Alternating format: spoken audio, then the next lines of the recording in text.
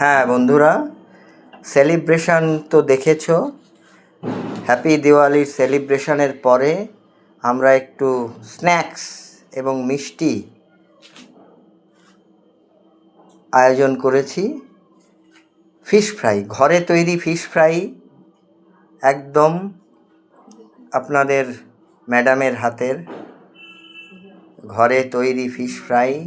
ভেটকি, অরিজিনাল ভেটকি মাছের ফিলে করে আনার পরে তারপরে বাঞ্ছারামের রোস্টেড বরফি, সাথে ম্যাগি হট অ্যান্ড সুইট